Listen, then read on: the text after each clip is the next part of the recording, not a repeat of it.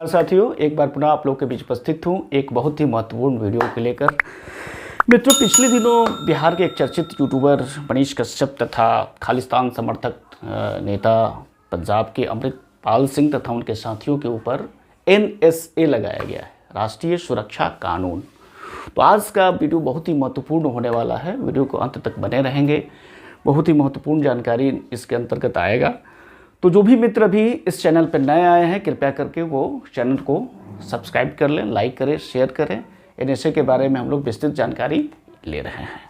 तो आइए देखते हैं मित्र, NSA जो है नेशनल सिक्योरिटी एक्ट या राष्ट्रीय सुरक्षा कानून 23 सितंबर 1980 में अस्तित्व में आया। 23 सितंबर 1980 से यह अस्तित्व में आया है। यह एक निवारक निरोध कानून है। निवारक निरोध कानून प्रिवेंटिव डिटेंशन लॉ है। इसका मतलब ये होता है कि किसी भी व्यक्ति द्वारा भविष्य में कुछ ऐसी आशंका के आधार पर उसे गिरफ्तार किया जाना, हिरासत में लिया जाना ही निवारक निरोध कानून कहा जाता है। निवारक निरोध कानून का मतलब यही होता है कि भविष्य में अपराध किए जाने की आशंका के आधार पर उसे हिरासत में ले लेना। तो प्रिवेंटिव लॉ होता है। NSA क्या है? एक निवारक निरोध कानून है।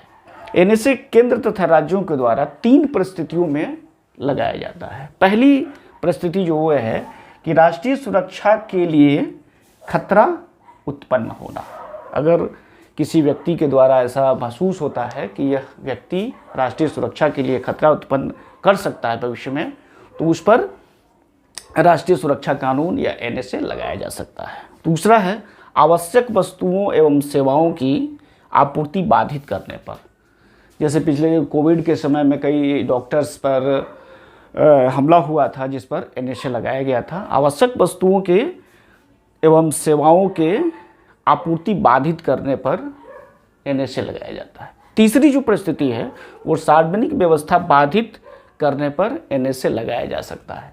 तो ये 3 परिस्थितियां हैं जिस पर NSA अर्थात कि रासुका लगाया जा सकता है। अब रासुका के अंतर्गत, NSA के अंतर्गत कौन कौन से ऐसे प्रावधान हैं, इसको देखना बहुत ज़रूरी है।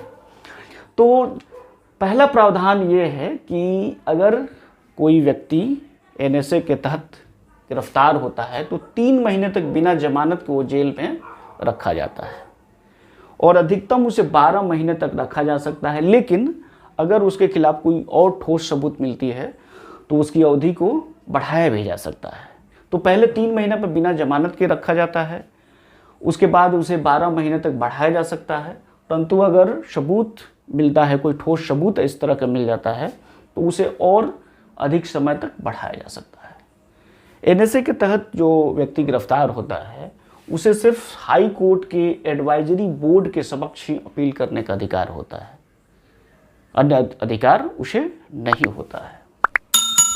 तीसरा इसके अंतर्गत प्रावधान है, जैसे CRPC की धारा जो 50 है उसके तहत किसी भी व्यक्ति को गिरफ्तार होने का कारण जानना जा सकता है। जैसे मुझे अगर कोई गिरफ्तार करता है पुलिस, तो CRPC की धारा 50 के अंतर्गत मुझे ये जानने का हक है, अधिकार है मुझे, कि किस जुर्म में मुझे गिरफ्तार किया जा सकता है, किया गया है। लेकिन अगर NSA के तहत गिरफ्तार किया जाता है तो यह प्रावधान नहीं बताया, कारण बताने का कोई यहाँ मतलब नहीं है। मतलब बिना कारण बताए ही उसे गिरफ्तार किया जा सकता है। तो इसको हम लोग ध्यान में रखेंगे, इसको याद रखेंगे। और पहले NSA के तहत 5 दिनों तक तथा विशेष परिस्थिति में 10 दिनों तक रखा जाता है। पहले 5 दिनों तक बिना किसी कारण के उसको रखा जा सकता है 5 दिनों तक, और विशेष परिस्थिति में 10 दिनों तक रखा जाता है। उसके बाद हो सकता है कि उसके बाद बताया जाएगा कि किस कारण से उसे गिरफ्तार किया गया है। चौथा इसमें प्रावधान ये है कि संविधान की धारा 22(1) के तहत गिरफ्तार व्यक्ति को वकील रखने का अधिकार होता है। हम सभी को है कि संविधान की धारा 22(1) के तहत कोई भी व्यक्ति गिरफ्तार होता है तो उसे एक वकील से परामर्श करने का अधिकार है, वकील रखने का अधिकार है। लेकिन NSA के तहत अगर कोई व्यक्ति गिरफ्तार होता है तो उसे इस तरह की कोई प्रावधान नहीं दिया गया है। वह वकील नहीं रख सकता है, उसके लिए सरकारी वकील होगा, वो उसके पक्ष में जो भी रखना होगा वो रखेगा। जो 5वां प्रावधान है कि सीआरपीसी की धारा 56 तथा 76 के अनुसार किसी भी व्यक्ति को 24 घंटे के अंदर न्यायालय के समक्ष पेश किया जाना आवश्यक होता है। किसी भी व्यक्ति को अगर पुलिस गिरफ्तार करती है तो उसे 24 घंटे के अंदर में न्यायालय के समक्ष उपस्थित करना होता है। ये सीआरपीसी की धारा 56 और 76 है, इसको भी याद रखने वाली ये बात है। लेकिन अगर एनएसए के तहत कोई व्यक्ति गिरफ्तार होता है तो इसमें कोई बाध्यता नहीं है। तो ये 4-5 जो प्रावधान है इस पर काफ़ी विवाद भी है, लेकिन ये जो प्रावधान है 5 प्रावधान है ये एनएसए के तहत उसे एक विशेष बनाती है या फिर कह सकते हैं कि विवादित बनाती है।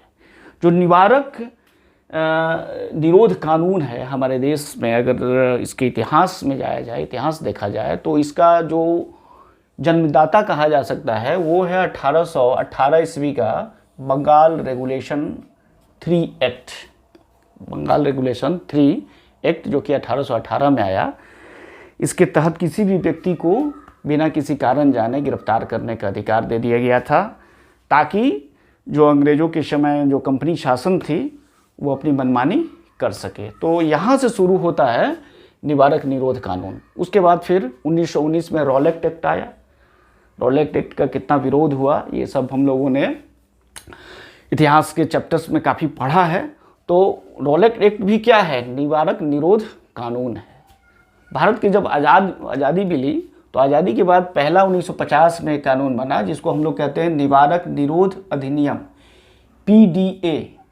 और यह PDA 1950 में जो बना है ये 1969 तक लागू रहा। ये 69 में फिर इसे निरस्त कर दिया गया।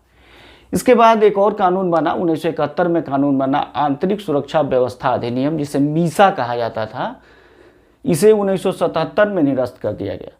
तो अभी तक अगर देखा जाए तो 1818 से निवारक निरोध कानून शुरू हुआ है और 1919 में रॉलेट एक्ट के रूप में आया, फिर 1950 में निवारक PDA के रूप में आया, फिर 1971 में मीसा बना और 23 सितंबर 1980 को NSA बना, जो कि आज तक ये लागू है, अभी वर्तमान समय में लागू है। और काफ़ी बड़ी संख्या में इसको प्रयोग में भी लाया जाता है, ताकि जो राष्ट्रीय सुरक्षा के लिए खतरा उत्पन्न होने की आशंका के रूप में या आवश्यक वस्तुओं एवं सेवाओं की आपूर्ति बाधित करने को अगर देखा जाए या फिर सार्वजनिक व्यवस्था को बाधित करने पर ये 3-4 जो टर्म्स हैं, इन तीनों चारों जो परिस्थितियां होती हैं NSA लगाने के लिए ये लगाया गया है। समय समय पर लगाया जाता है ताकि कानून और व्यवस्था देश में सुचारू रूप से बनी रहे।